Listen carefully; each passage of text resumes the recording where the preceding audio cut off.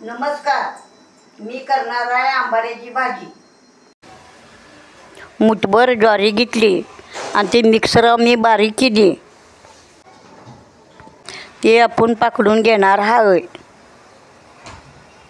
अशा पद्धतीनं स्वच्छ कपड्यात मी बांधून घेणार आहे। अशा पद्धतीनं मी बांधून घेणार आहे।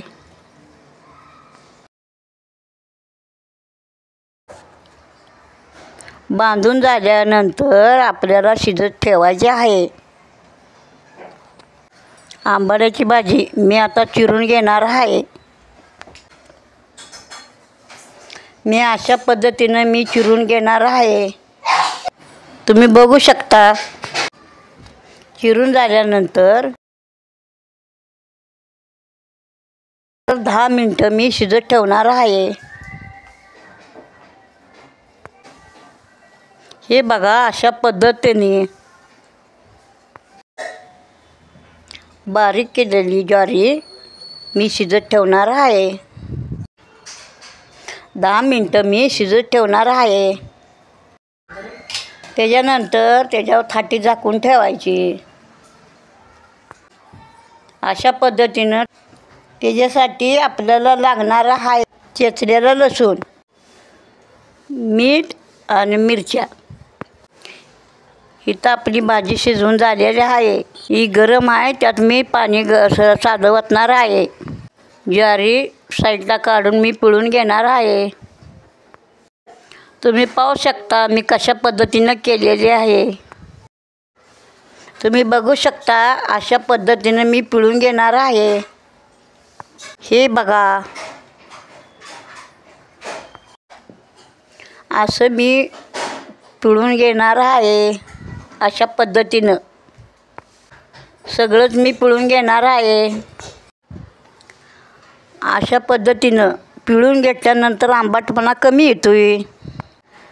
ती ज्वारी बारीक केल्यानंतर ती त्यात मिक्स करायची आहे। अशा पद्धतीनं त्यात मिसळून घ्यायचं आहे। आता आपण गॅस चालू करूया। कढईत तापायला ठेवूया। त्यात कढईत तापल्यानंतर मी त्यात 1.5 चमचे तेल टाकले। तेल थोडं तापवून देऊया। तेल तापते तोपर्यंत आंबाड्याच्या भाजीत आपण मीठ टाकून घेऊया। अशा पद्धतीनं मीठ टाकून घेऊया। इथं आपल्या तेल तापलेलं आहे, तर मिरची टाकून घेऊया। ही बघा, मिरची आपण आता भाजून घ्यायची तेलात। मिरची आपण परतून मस्त घ्यायची आहे। मस्त परतून झाल्यानंतर त्यात आपल्याला आंबाड्याची भाजी टाकून घ्यायची आहे। ही बघा, ही भाजी बघा, आपण तेलात परतून घेऊया मस्तपैकी। आपल्याला परतून झाल्यानंतर थाटली 2 मिनटं ठेवायची आहे, म्हणजे भाजी छान होते। ही बघा, अशा पद्धतीनं थाटली झाकून ठेवणार आहे। इथं आपली भाजी मस्त झालेली आहे। आपण साईडला काढून घेऊ। चेचलेलं लसूण मी वरतून टाकलेलं आहे, त्यात मी मिसळून घेणार आहे। तुम्ही बघू शकता, भाजी छान झालेली आहे, एक नंबर।